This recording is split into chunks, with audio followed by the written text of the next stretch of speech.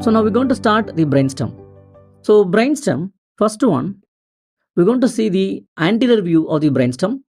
Now in the anterior view of the brainstem, now see this diagram, the lower end, medulla, this is pons, and above that, this is midbrain.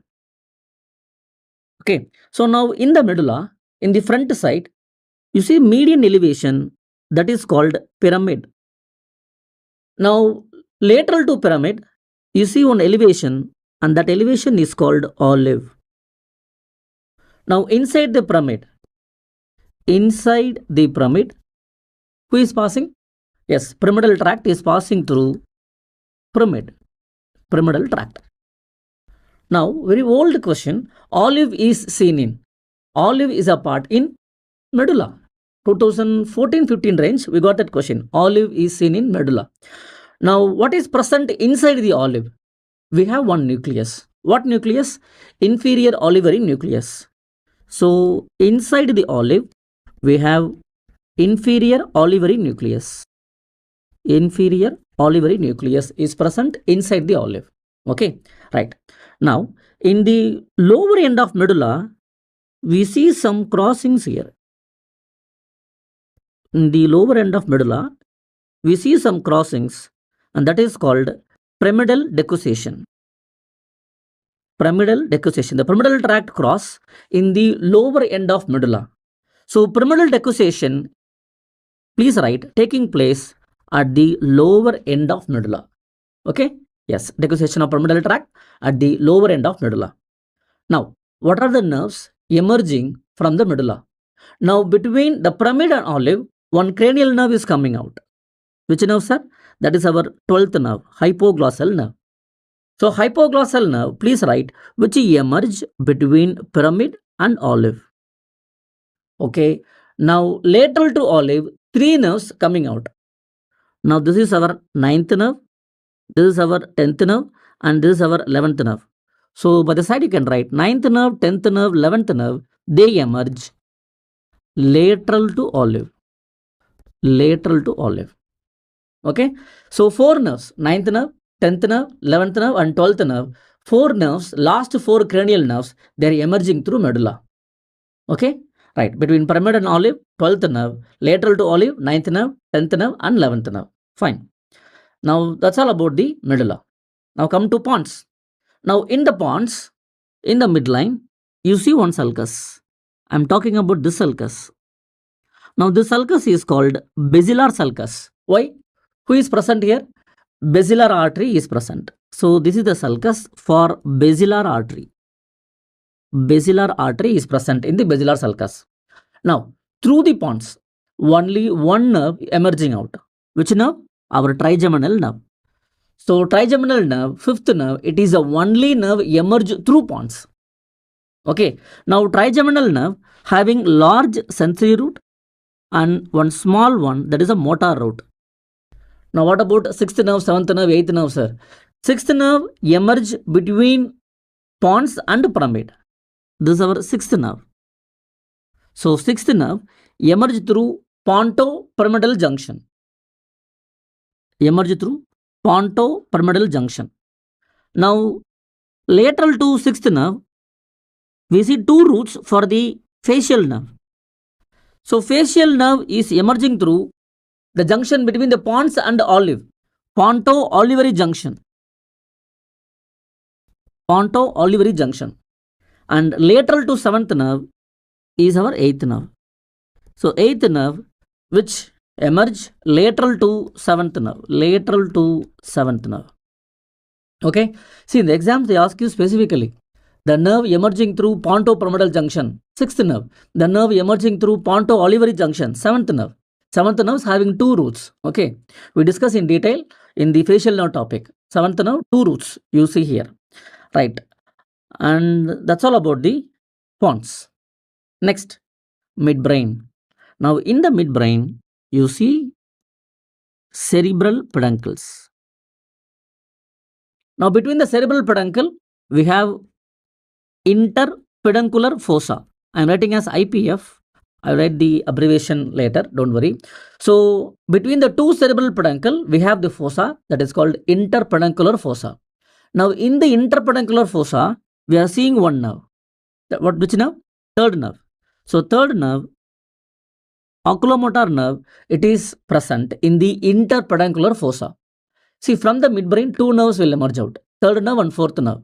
Third nerve emerging through interpeduncular fossa. What about fourth nerve? See, fourth nerve, it is a only nerve with a dorsal exit. It is a only nerve coming from the dorsum side of the brainstem, dorsum side of the midbrain. Okay. So third nerve, yes, you are seeing the front side in the interpeduncular fossa. Now see this diagram. Now this diagram is the posterior view of the brainstem. Okay. So again, this is our medulla, and this is our pons, and this is our midbrain. The features of the posterior view of pons and medulla already we discussed in the floor of the fourth ventricle. So nothing much to add here. Now come to the posterior view of the midbrain. In the posterior aspect of the midbrain, we have four swellings. Now these swellings are called colliculus. Colliculus means round swelling. We have two superior colliculus and we have two inferior colliculus. Altogether, we have four swellings in the posterior aspect of the midbrain. We have four swellings in the posterior aspect of the midbrain. Now these four swellings are called corpora quadrigemina. So corpora quadrigemina means the four round swellings, specifically saying four round swellings in the posterior aspect of the midbrain. That is called corpora quadrigemina. Two superior colliculus and two inferior colliculus. Okay, right. Now I told you in the posterior view of the brainstem, only one nerve emerging out. Which nerve? Our trochlear nerve. So trochlear nerve, it is the nerve with the dorsal exit. The only nerve with the dorsal exit. The only nerve you see on the dorsum of the midbrain. The only nerve you see in the dorsum of the brainstem is our trochlear nerve, fourth nerve. Please don't forget, image-based question they can ask you. They can mark this fourth nerve and they will ask you the, yes, identify the marked nerve. That itself a question, worth a question to ask. Right. Now see the superior colliculus. See, superior colliculus is connected to the structure. See here. Superior colliculus is connected to this one. Superior colliculus connected to lateral geniculate body. Lateral geniculate body. And this is inferior colliculus, which is connected to medial geniculate body. That is medial geniculate body. Okay, so superior colliculus connected to, we have a mnemonic. Superior colliculus, it is connected to lateral geniculate body. So mnemonic is slow is a mnemonic. Slow, W silent. So S is superior colliculus connected to lateral geniculate body and that is involved in optic pathway. Okay, so mnemonic is slow is a mnemonic. Superior colliculus connected to lateral geniculate body and that is involved in optic pathway. And next one, inferior colliculus, it is connected to medial geniculate body and the mnemonic is IMA, Indian Medical Association is a mnemonic. IMA, Indian Medical Association is a mnemonic. Now what is I? I is inferior colliculus. What is M? Medial geniculate body. What is A? Auditory pathway. Auditory pathway. So inferior colliculus connected to medial geniculate body. From there, the fibers go to auditory cortex. Now what are the structures involved in auditory pathway? Arrange structures sequentially from peripheral to central, central to periphery, involved in the auditory pathway. That is a question we are getting repeatedly in the INCT exam. Now we have a mnemonic. The structures involved in auditory pathway. Again, very old mnemonic. Mnemonic is E. coli ma. So E. coli ma is a mnemonic. These are structures involved in auditory pathway. What are those? What is E? E is eighth nerve. So first one, eighth nerve, cochlear nerve. Number two, cochlear nucleus. Number two, cochlear nucleus. O, olivary nucleus. Which olivary nucleus? Superior olivary nucleus. Superior olivary nucleus.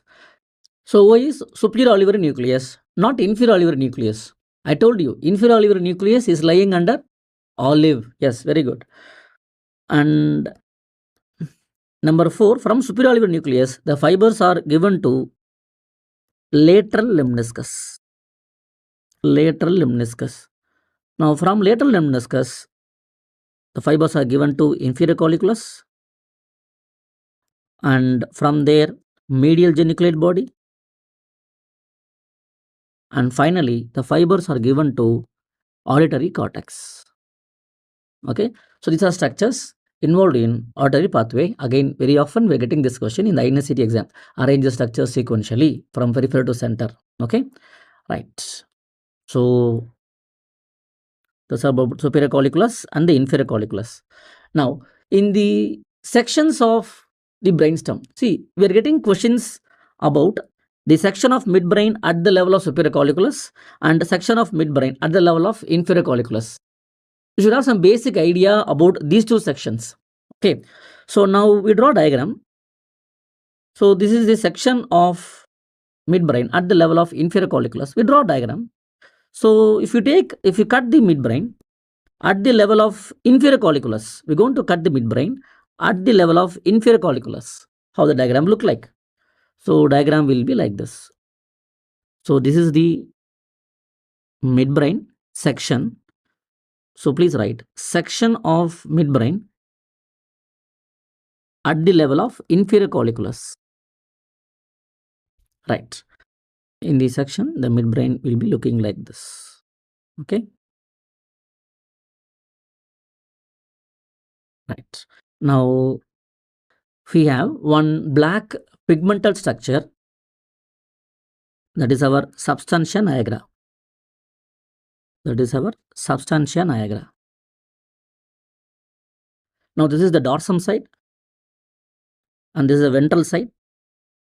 In the front side, we have in front of the substantia nigra, this is called crux cerebri. Now, behind the substantia nigra, this part is called tegmentum part. So, dorsum-most part is the tectum part. Okay, right. Now, we have the cavity inside the midbrain. So, the cavity inside the midbrain, we know the name, that is called aqueduct of Sylvius. That is aqueduct of Sylvius. So, if you put a line over the aqueduct of Sylvius, the part which is dorsal to that is called tectum part, and in front of that tegmentum part, and we have the black pigmental structure substantia nigra, and in front of that crux cerebri. Now this tegmentum, substantia nigra and the crux cerebri, now together these three structures are called cerebral peduncles. So cerebral peduncle, which contains tegmentum, substantia nigra and the crux cerebri. Now, what are structures present inside the crux cerebri?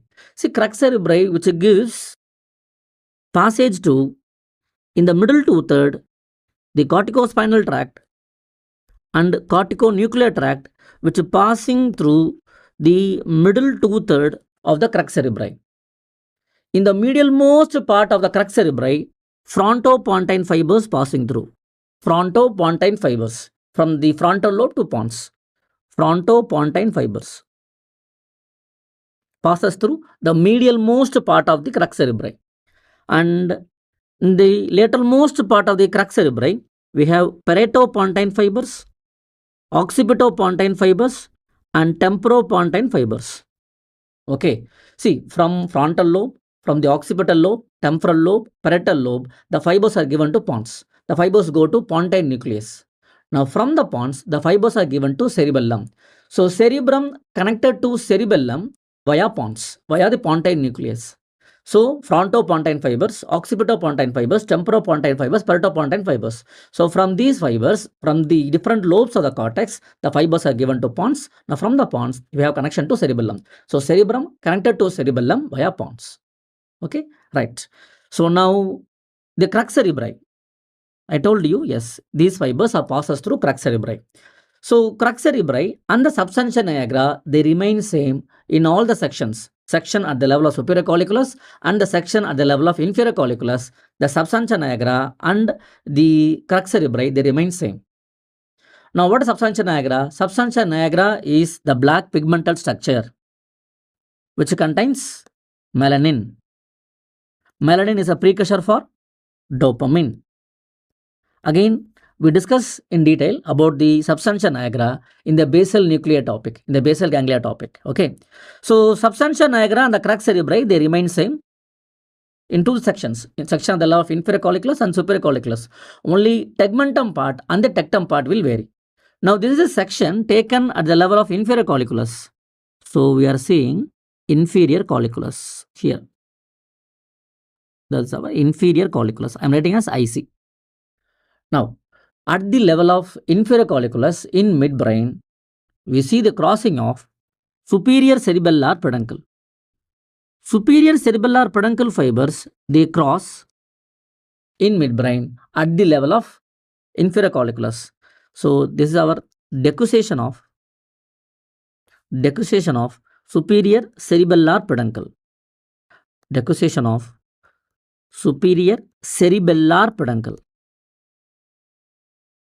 Okay, right. And 4 lemniscus seen at the level of inferior colliculus. This is M, T, S, L. Same on this side. M, T, S, L. So these lemniscus M, T, S, L. So see what is meant by lemniscus? See, lemniscus are nothing but tracks only. So tracks in the shape of a ribbon, in the shape of a strap. Okay. So lemniscus or the tracks or the white matter in the shape of a ribbon. Now at the level of inferior colliculus, we see 4 lemniscus. The arrangement is M, T, S, L. What is M? M is medial lemniscus. T is trigeminal lemniscus.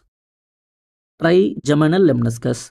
S is spinal lemniscus and L is lateral lemniscus. So we see 4 lemniscus at the level of inferior colliculus. What are those? Medial lemniscus, trigeminal lemniscus, spinal lemniscus and the lateral lemniscus. Just now I told you the structures involved in auditory pathway. See, the lateral lemniscus is ending at inferior colliculus. From inferior colliculus, fibers are given to medial geniculate body. From medial geniculate body, fibers are given to, yes, very good, auditory cortex. Now, the point is, lateral lemniscus is ending at inferior colliculus. Very important point. So, lateral lemniscus ending at inferior colliculus means, if you take a section of midbrain at the level of superior colliculus, do we see lateral lemniscus? No, you don't see lateral lemniscus at the section of midbrain at the level of superior colliculus, because lateral lemniscus is ending at the inferior colliculus itself. So, at the level of superior colliculus, we see only 3 lemniscus. M, T, S, medial lemniscus, trigeminal lemniscus and the spinal lemniscus. Only 3 lemniscus are seen at the level of superior colliculus, 4 lemniscus seen at the level of inferior colliculus. Please don't forget. Okay. Now we see 2 more tracks. Again, in the midline, we see median longitudinal fasciculus and tectospinal tract and rubrospinal tract. So in the midline, we see these 3 tracks, MLF, tectospinal tract and the rubrospinal tract. And one more thing, this is the gray matter. Surrounding the cavity, we have the gray matter. Now we have, at the level of inferior colliculus, we have trochlear nucleus. And one more nucleus is seen, that is mesencephalic nucleus of trigeminal nerve. That is mesencephalic nucleus of trigeminal nerve, and this is our trochlear nerve nucleus. I told you trochlear nerve, it is the only nerve seen on the dorsum side. Now the trochlear nerve, one more point I want to add, trochlear nerve, it is the only nerve which is crossing inside the brain. Internal decussation, only nerve which cross inside the brain. See, the fibers from the trochlear nucleus will go like this. Again, fibers from here, yes. See, now the crossing, it is seen inside the brain. So inside the brain, the fibers are crossing. Okay. Now, for example, this is right side, say. This is left side, say. Now, this is a nerve on the right side. This is right trochlear nerve. And this is left trochlear nerve, fourth nerve. Strictly speaking, the right trochlear nerve is coming from which side nucleus? Left nucleus. Similarly, left trochlear nerve is coming from which nucleus? Right nucleus. But we won't consider this decussation. This is very important. So if I say the right trochlear nerve, that means that is a nerve after decussation. That is a nerve on the right side. That's all. Please don't confuse. Right trochlear nerve. Sir told it is crossing inside the brain. That means coming from left nucleus. So it is the left trochlear nerve. No, don't think like that. If I say the right trochlear nerve, that is the nerve on the right side. That is after crossing. If I say left trochlear nerve, that is a nerve on the left side after crossing. Please don't get confused. We won't consider this decussation. Okay. Strictly speaking, the right trochlear nerve is coming from left nucleus only. Very good.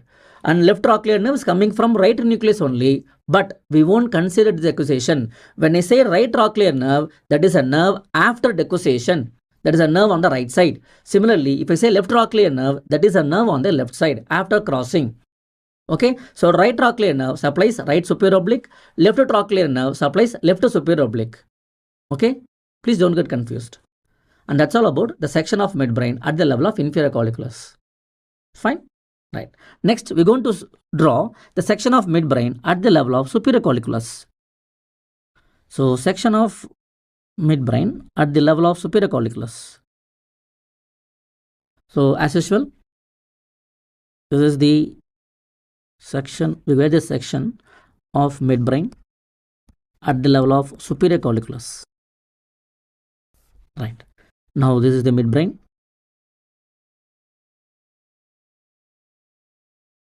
And this is the black pigmented structure. There is substantia nigra. That is the substantia nigra. And this is our crux cerebri. I told you substantia nigra and the crux cerebri, they remain same. The two sections, section at the level of superior colliculus, section at the level of inferior colliculus, they remain same. The only difference is the tectum part and the tegmentum part. That will vary. Now, it is a section taken at the level of superior colliculus. So, we see superior colliculus. Okay. This is our superior colliculus.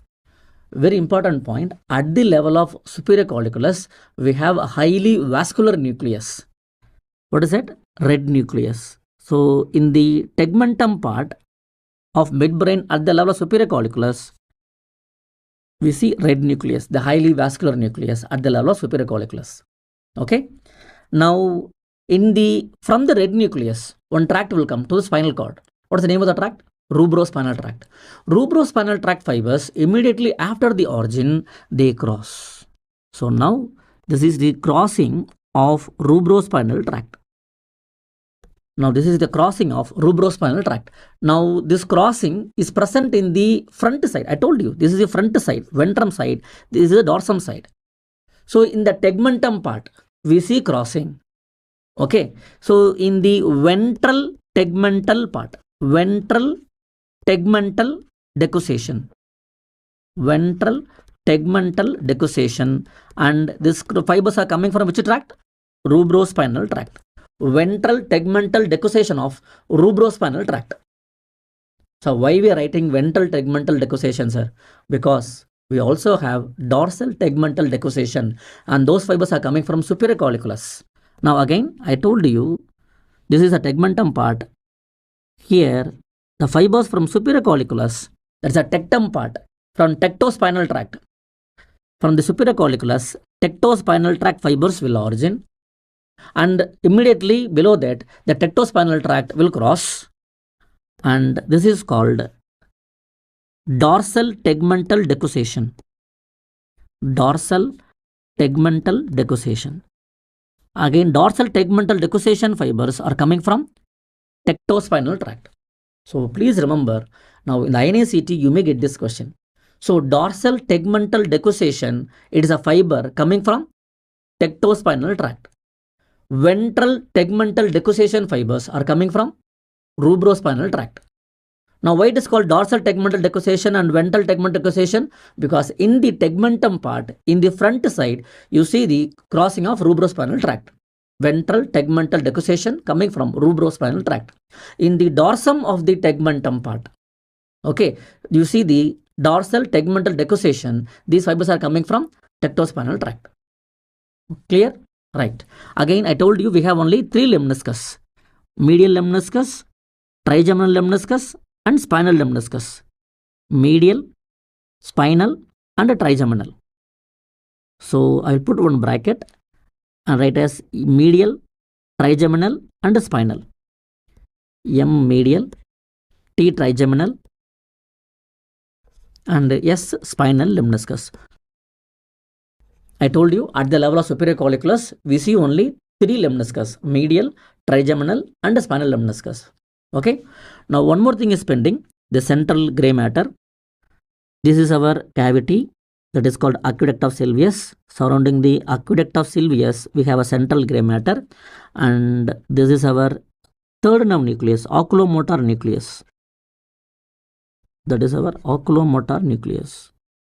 From the oculomotor nucleus, the oculomotor nerve is coming out like this, and we also have the mesencephalic nucleus of trigeminal.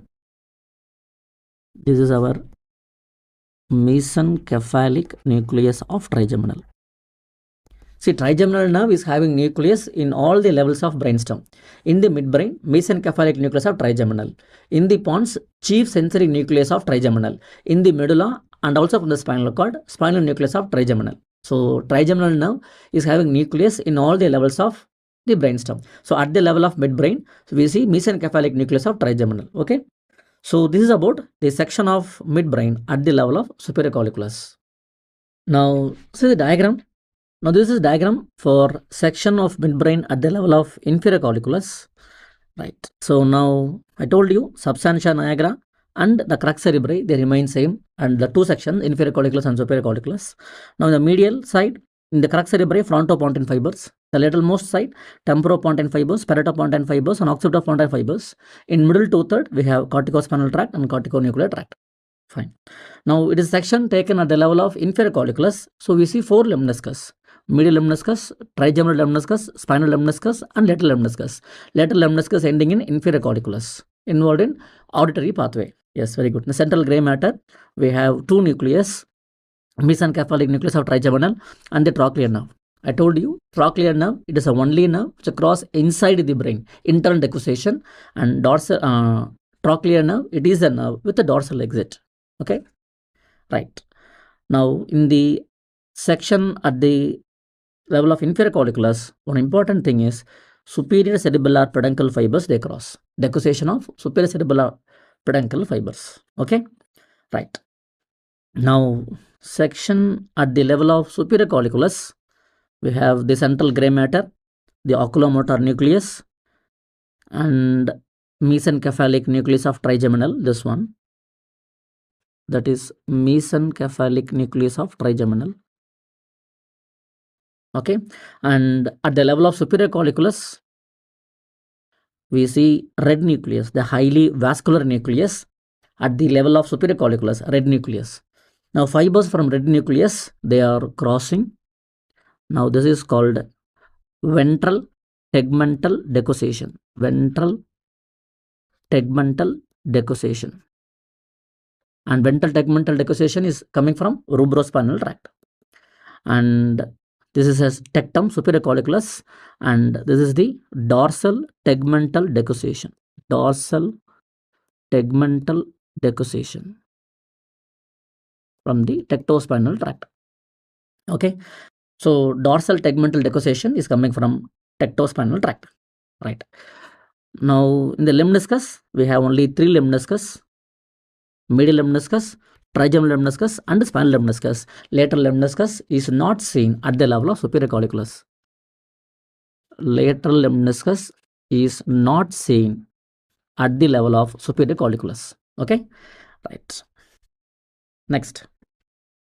Now we're going to write some facts about the cranial nerves. I told you the trochlear nerve, it is the nerve which cross inside the brain. Trochlear nerve, it is the only nerve with dorsal exit. Yes, the nerve dorsal exit and the only nerve which cross inside the brain, and the smallest nerve, slender nerve, and longest intracranial course. The nerve having the longest course inside the brain, intracranial course, all these are suggestive of fourth nerve, trochlear nerve. Okay. And next, the longest intraarticular course, the nerve passing inside the dura for a long time, and the common nerve to get affected in the raised intracranial pressure. These two are the points of sixth nerve, abducent nerve. Longest intraosseous course, the nerve pass inside the bone, inside the petrous temporal bone. Which nerve? Our facial nerve. So facial nerve pass inside the bone for a long time. So longest intraosseous course, facial nerve. Longest extracranial course, the nerve which comes heart, lungs, foregut, which supplies up to midgut. Which nerve? Vagus nerve. 10th nerve, it is having the longest extracranial course. So largest nerve. Largest nerve, the nerve with the three subdivisions, ophthalmic, maxillary, mandibular. Which nerve? Trigeminal nerve. Shortest nerve, the nerve having the shortest course. Which nerve? That goes to brain directly. Very good. Olfactory, first nerve. So these are the facts about the cranial nerves. So they can give the brainstem diagram, front view or back view. They can mark any of the nerves and they can ask you the feature, okay, of any of the cranial nerves. Okay. So identification of cranial nerve and the features of cranial nerves are very important. Expected question for the INCT exam. Okay. Right. Now next we're going to see the rule of 4. So next they will give you the brainstem syndrome, medial medullary syndrome, lateral medullary syndrome, medial pontine syndrome, lateral pontine syndrome, Weber syndrome, Claude syndrome, Benedict syndrome. So they can give you different syndromes. So in the syndromes, they will give you the clinical features only. So from the clinical clues, we have to identify which part of brainstem is affected. The lesion in midbrain or pons or medulla. Again in medulla or in pons, in midbrain, where is the lesion? Lateral side or medial side? Right or left? So again, it's very difficult to memorize these syndromes. So for that, we're going to use one shortcut, that is rule of 4. It is given by Peter Gates, and by this rule, we're going to fit the brainstem syndromes into the exact place. Right. Now, in the rule of 4, first one, the 4 cranial nerves present in the medulla. Yes, the last 4 cranial nerves, 9th nerve, 10th nerve, 11th nerve, and 12th nerve. So 9, 10, 11 and 12, these 4 nerves in the medulla. So 12th nerve involvement, lesion in medulla. 9th nerve involvement, 10th nerve involvement. The patient is having hoarseness of voice due to the involvement of vagus nerve, 10th nerve. So involvement of 10th nerve, where is the lesion? In medulla. Okay, sir. Next, 4 cranial nerves emerging through pons. Which nerve? 5, 6, 7, 8. 5th nerve, 6th nerve, 7th nerve, 8th nerve, 4 nerves, they emerge through pons. Now, please underline 5th nerve. In the case of 5th nerve, you should not localize a lesion to pons. See, just now I told you, the 5th nerve is having nucleus in all the levels of brainstem. In the midbrain, we have mesencephalic nucleus of trigeminal. In the case of pons, we have the chief sensory nucleus of trigeminal. In the case of medulla and spinal cord, spinal nucleus of trigeminal. So, if you see any clinical clues suggestive of 5th nerve injury, don't localize to pons.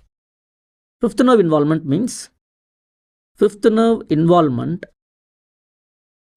don't localize to pons. Don't localize to pons. Always say the lesion lateral side. Okay, this is very important.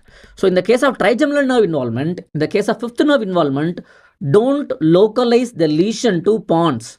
Always say, always confine the lesion only to lateral system, lateral side. Again, why? Because I told you, trigeminal nerve having nucleus in all the levels of brainstem. Very important. Okay. Right. So, 2 cranial nerves from the midbrain. What are those? 3rd nerve and the 4th nerve. Okay. So, trochlear nerve involvement, oculomotor nerve involvement. Yes, the lesion in midbrain. Next, what are the clues for midline, medial and lateral system involvement. Now, midline located, medially located cranial nerves. What are those? Third nerve, fourth nerve, sixth nerve, and 12th nerve.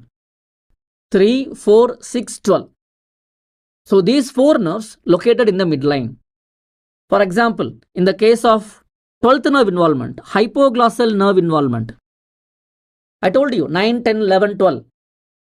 Medulla, again 12th nerve in the midline. So 12th nerve involvement means, where is the lesion? Medial medullary syndrome. So likewise, we have to interpret the clues. Okay. Now laterally located cranial nerves. We have 5 nerves, 5, 7, 9, 10, 11. So these nerves located laterally. Now again, in the case of 10th nerve, vagus nerve involvement, 9, 10, 11, 12, medulla, 9, 10, 11. These 3 nerves located on the lateral side. I told you, lateral to olive, you have 9, 10, 11. I hope you remember the ventral view of the brainstem diagram. Lateral to olive, 9, 10, 11th nerve. Yes, 9, 10, 11 located laterally. So in the case of 10th nerve involvement, in the case of vagus nerve involvement, if you see the clue, the hoarseness of voice, then where is a lesion? What is syndrome? Lateral medullary syndrome. So 9, 10, 11 lateral. Again 9, 10, 11, 12 in the medulla, lateral medullary syndrome. Is that clear? So 5, 7, 9, 10, 11. So these nerves located laterally. Now if you see the involvement of 7th nerve, 5, 6, 7, 8, pons, lateral. So 7th nerve involvement means lateral pontine syndrome. Yes, very good. Next, 4M. M means medial. So if you see the involvement of these structures, then the syndrome on the medial side. So first one, M, medially located cranial nerves. Just now I told you, 3, 4, 6, 12. Medially located cranial nerves. 3, 4, 6, 12. Okay. Next M, motor pathway. Motor pathway, pyramid. Motor pathway, pyramid. Corticospinal tract, corticonuclear tract, motor pathway, pyramid. And next one, ML, medial lemniscus. Okay. Next, MLF, medial longitudinal fasciculus. So if you see involvement of these 4 structures, then the lesion is on the medial side. Next, 4S. S means side. Side means lateral. So S, spinothalamic tract. Spinothalamic tract. Next S, spinocerebellar tract. Next S, sensory nucleus of trigeminal. And then last one, yes, sympathetic system. Sympathetic system. Okay. So these 4 S structures, they're located on the lateral side, giving the clue that syndrome is on the lateral side. Right. So now the next point is, so now you know the structures involved in the midbrain, pons and medulla, and you know the structures involved in lateral system and medial system. Now in the exam, they won't give the structures directly. They won't give you, bro, 12th nerve is involved. Now where is the lesion? So they won't give directly the structures involved. Instead, they'll give some clinical clues. So from the clinical clues, you have to identify which structure is involved. And then we have to localize a lesion to midbrain, pons and medulla, lateral, medial. Okay. So what are the clinical clues they will give you? That is what we're going to see now. Now, in the case of third nerve involvement, so they can give you other clues, but mostly they will give these clues only. Now, in the case of third nerve involvement, so clinical, please write the heading, clues. In the case of third nerve involvement, they will give you these 3 only, P, PD, PDO. That is ptosis, pupils are dilated. Again, eyeball will be down and out eyeball. So, in the case of third nerve injury, they will give these 3 clues only. Ptosis, pupils are dilated, eyeball will be down and out. Fourth nerve involvement. In the case of fourth nerve involvement, down gaze palsy. See, fourth nerve, trochlear nerve supplies only one muscle, superior oblique. So, superior oblique muscle involvement, superior oblique muscle palsy, the patient is not able to depress the eyeball. That muscle depress the eyeball. So, patient have down gaze palsy. Fifth nerve involvement, yes, ipsilateral loss of pain and temperature from the face. Sixth nerve involvement. Sixth nerve involvement, the sixth nerve supplies only one muscle, lateral rectus. So lateral rectus muscle, abduction of the eyeball. So lateral gaze palsy. Okay. Seventh nerve involvement.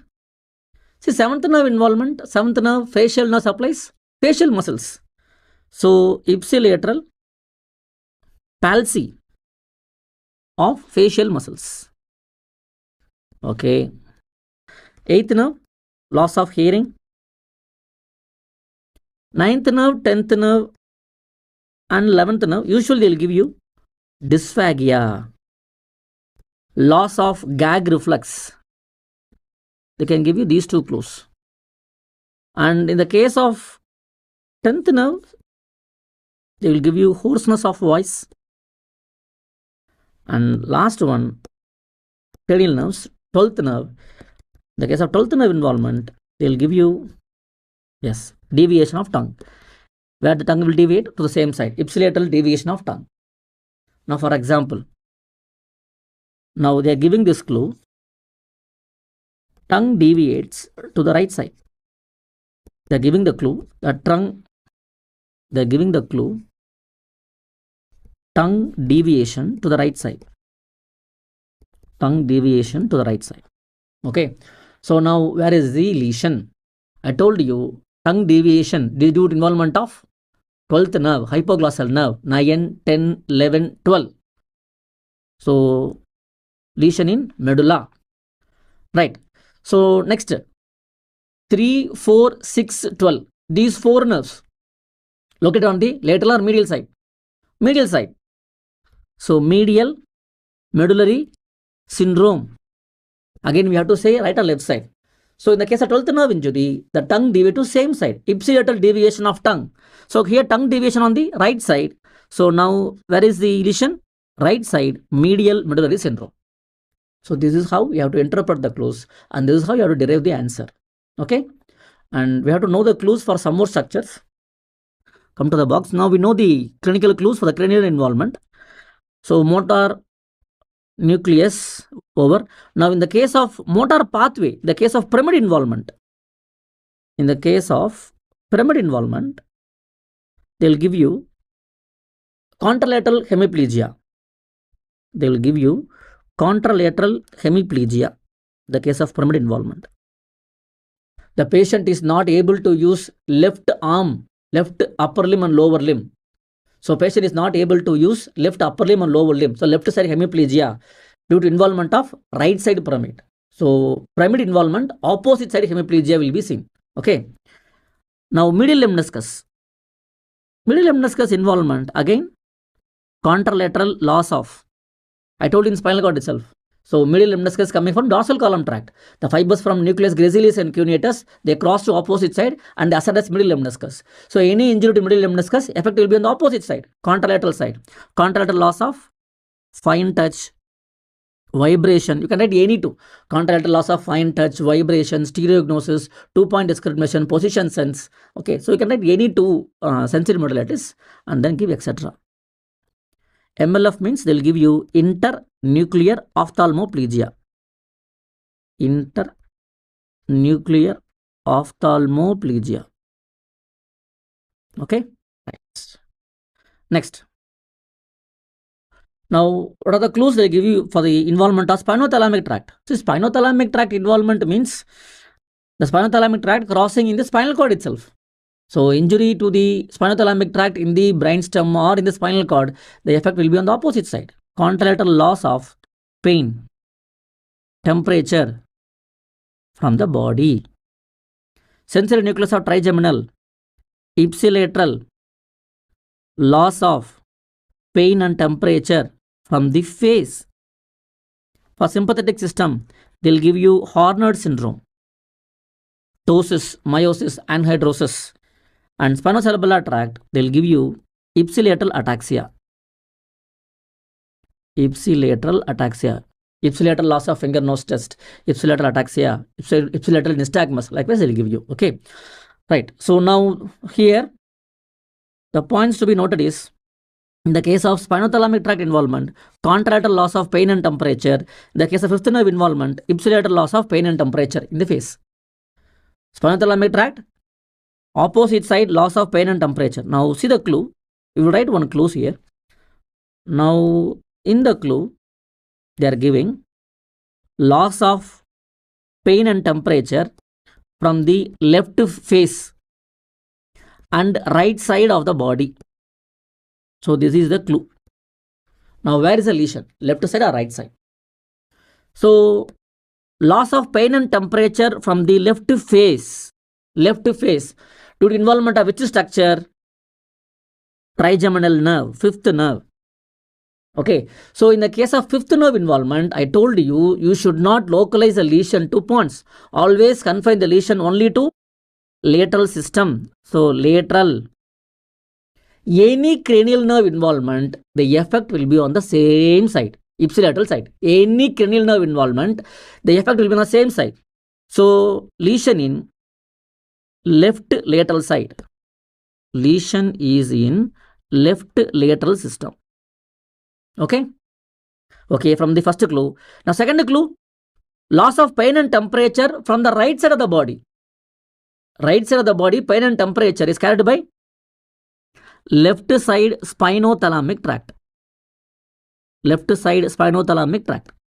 Okay, so spinothalamic tract, just now I told you, S means side, side means lateral. Again, left lateral. Yes, we got the same answer. Okay, so in the case of trigeminal nerve, loss of pain and temperature in the same side face. In the case of spinothalamic tract involvement, contralateral loss of pain and temperature from the body. Okay, so don't forget. Right, so some more points. We're going to write, we're going to draw the arteries involved for these syndromes. Okay, what are the arteries involved? What are the arteries involved? Now this is our vertebral artery. The two vertebral artery, they fuse to form basilar, and the basilar is giving the terminal branch, posterior cerebral. Vertebral artery, basilar, and this is posterior cerebral artery.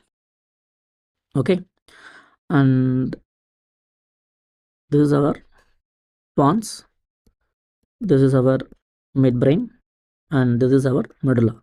Okay, right. So now from the vertebral artery of two sides, they'll give you anterior spinal artery and they fuse together to form a single trunk. So this is anterior spinal artery. And the vertebral artery also gives, I'm drawing on only one side. This is pica artery, posterior inferior cerebellar artery. So now this artery, anterior spinal artery, again that is in the medulla. That is the artery on the medial side of the medulla, and that is the artery involved in medial medullary syndrome. Medial medullary syndrome. And pica artery on the lateral side. So lateral medullary syndrome. Lateral medullary syndrome, the artery involved is pica. Again, in medicine book, Harrison, they given vertebral artery is the best answer. So lateral medullary syndrome is due to vertebral artery greater than pica. So best answer is vertebral artery greater than pica. That is for lateral medullary syndrome or Wallenberg syndrome. Best answer is vertebral artery. Wallenberg syndrome. Okay. Right. Now that's all about the medullary syndrome. Medial medullary syndrome, anterior spinal artery. Lateral medullary syndrome, vertebral artery greater than pica. Right. Now in the Pontine syndrome, the medial Pontine syndrome is due to involvement of these Pontine arteries. Okay. These are the numerous Pontine arteries. Now these arteries are involved in medial Pontine syndrome. Medial Pontine syndromes. Okay. And we also have ICA, anterior inferior cerebellar artery, and ICA artery is involved in our lateral Pontine syndrome. Next, midbrain syndromes. So midbrain syndromes are due to involvement of which artery? Posterior cerebral artery. So these are the various arteries involved in the brainstem syndromes. So now we know the arteries involved in the brainstem syndromes. Right. Now we're going to see some syndromes. Now, first we're going to start with midbrain syndromes. In midbrain syndrome, first one, Weber syndrome. Now, what are structures involved in Weber syndrome? In the Weber syndrome, the structures involved are oculomotor nerve, third nerve, plus corticospinal tract. So in the case of third nerve involvement, we see the ipsilateral third nerve injury features. Patient have ipsilateral side ptosis, pupils are dilated, eyeball down and out. And in the case of corticospinal tract, the patient have opposite side hemiplegia, contralateral hemiplegia. Patient have contralateral hemiplegia. And patient have ipsilateral third nerve weakness features. Okay. Next one. Number 2. Claude syndrome. Now, in the case of Claude syndrome, the patient have involvement of third nerve, red nucleus, plus superior cerebellar peduncle involvement. Okay, so third nerve involvement, yes, same ipsilateral third nerve weakness. Now, the superior cerebellar peduncle fibers, they cross to opposite side at the level of inferior colliculus of midbrain and they end in red nucleus. So this red nucleus receives the fiber from the opposite side superior cerebellar peduncle. Okay, so the patient have contralateral ataxia. So why contralateral ataxia? Because the fibers of superior cerebellar peduncle, they cross in midbrain at the level of inferior colliculus and they end in red nucleus and thalamus. Okay, so now, patient have ipsilateral third nerve weakness plus opposite side ataxia, contralateral side ataxia. These are features of Claude syndrome. Now, midbrain syndrome, we have one more thing, Benedict syndrome. Benedict syndrome.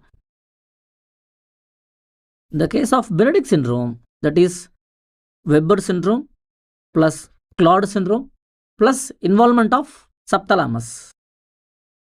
So what are structures involved? What are the structures involved? Third nerve involvement plus corticospinal tract plus again third nerve involvement in the Claude syndrome, red nucleus, superior cerebellar peduncle plus subthalamus involvement. So now the patient have ipsilateral third nerve injury features, ipsilateral third nerve weakness, opposite side hemiplegia, contralateral side ataxia, and involvement of subthalamus. Subthalamus involvement, which in turn result in hemibalismus. Hemibalismus. Now, these are features of, yes, Benedict syndrome. So, these three syndromes we have in the midbrain syndromes, Weber, Claude, and Benedict. Next, classical Pontine syndromes. Classical Pontine syndromes. We have number 1, Millard-Goublet syndrome. Millard-Goublet syndrome. In Millard-Goublet syndrome, the mnemonic is FSH. So F is facial nerve involvement, S is sixth nerve involvement plus hemiplegia. So in the case of Millard-Goublet syndrome, 3 structures are involved: facial nerve involvement, sixth nerve involvement plus hemiplegia. Okay. Next, Raymond syndrome. Raymond syndrome, SH. Mnemonic is RASH, R-A-S-H. R-A Raymond, S sixth nerve involvement, H hemiplegia. So S is sixth nerve involvement and H hemiplegia. This is Raymond syndrome. Okay. Next one, Fovili syndrome. Fovili syndrome. Fovili syndrome, the mnemonic is FGH. Facial nerve involvement, H hemiplegia, we know. G gaze palsy, horizontal gaze palsy. Horizontal gaze palsy. Horizontal gaze palsy, that is due to the involvement of which nucleus? Peripontine reticular formation nucleus. Horizontal gaze palsy, that is due to PPRF, that is peripontine reticular formation nucleus. reticular formation nucleus. PPR of nucleus. That is in the pons. So PPR of peripontine reticular formation nucleus, it is a nucleus for horizontal gaze. Please remember, we also have nucleus for vertical gaze. What is the nucleus for vertical gaze? See, 2018 November AIMS exam, we got this question. The nucleus for vertical gaze is interstitial nucleus of Cajal. Interstitial nucleus of Cajal. And please remember, this nucleus is present in midbrain. So nucleus for vertical gaze, interstitial nucleus of Cajal in midbrain, and nucleus for horizontal gaze, PPR of peripontine. Name itself you have a clue, peripontine. So peripontine reticular formation nucleus, there is a nucleus for horizontal gaze, that is in pons. Okay, right. This is about the classical pontine syndrome. So the classical pontine syndrome, we discussed 3 syndromes: Miller-Gobler syndrome, Raymond syndrome, and the Fowley syndrome.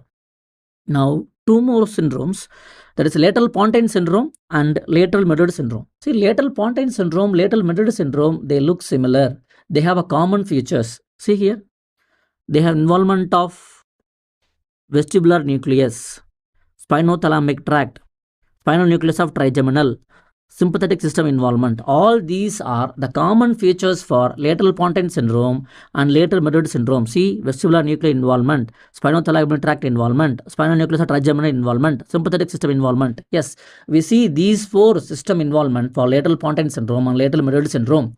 Then how to differentiate lateral Madrid syndrome and lateral pontine syndrome, sir? So in the lateral pontine syndrome, the mnemonic is facial is a mnemonic. Mnemonic is facial. There is a mnemonic for lateral pontine syndrome. So in the case of lateral pontine syndrome, we see involvement of which nerve? Which nerve? Facial nerve. See here, facial nerve involvement. Okay. And what is the artery involved? AICA, lateral pontine syndrome, due to AICA. See, AICA, artery in the reverse order. So please remember the mnemonic. Facial is a mnemonic to remember the lateral pontine syndrome, facial nerve involvement. And what is the artery? AICA artery, AICA, and anterior inferior cerebellar artery. Now in the case of lateral Madrid syndrome, the mnemonic is Pikachu is a mnemonic. That is Pica can't chew. So Pikachu is a mnemonic to remember the lateral Madrid syndrome. So Pica can't chew. Pica can't chew means what is artery? Pica artery, posterior inferior cerebellar artery. Can't chew means they'll give dysphagia. So dysphagia clue will be there, and the artery involvement is yes, Pica artery. Okay, that is a lateral Madrid syndrome. So this is how you can differentiate lateral pontine syndrome and lateral Madrid syndrome. Okay, then what are the structures involved in medial medullary syndrome? Medial medullary syndrome. So 3 structures are involved. What are those? Number 1, hypoglossal nucleus. Number 2, medial lemniscus. And number 3, pyramid involvement, corticospinal tract or pyramid involvement. So these 3 structures involved in medial Madrid syndrome. Hypoglossal nucleus, medial lemniscus, and the corticospinal tract involvement, pyramid involvement. Okay, these 3 structures involved in medial Madrid syndrome. Right. So these are the syndromes you have to know. So that's all about the medial Madrid syndrome. So now we're going to discuss some cases. Now see case number 1. The 75-year-old man presents for the evaluation of weakness. He reports that 2 hours ago suddenly was unable to move his left arm and leg. The patient is not able to move left arm and leg. So due to involvement of which structure? Write the structure name. Left arm and leg. Corticospinal tract. Pyramid involvement. Corticospinal tract. Pyramid. I told you, whenever there is a pyramid involvement, the effect will be on the opposite side. Opposite side hemiplegia. He is not able to move left arm and leg. That is right pyramid. Pyramid is a motor pathway. Motor pathway means M. M means medial. So from the first clue, where is the lesion? Right medial side. Okay. He denies any difficulty with speech. On examination, he is able to move all the facial muscles normally. There is no ophthalmoplegia. On tongue protrusion, the tongue is deviating to right side. Right side deviation of tongue. Right side hypoglossal nerve. Hypoglossal nerve located in medulla. Hypoglossal nerve 3, 4, 6, 12. Medial side.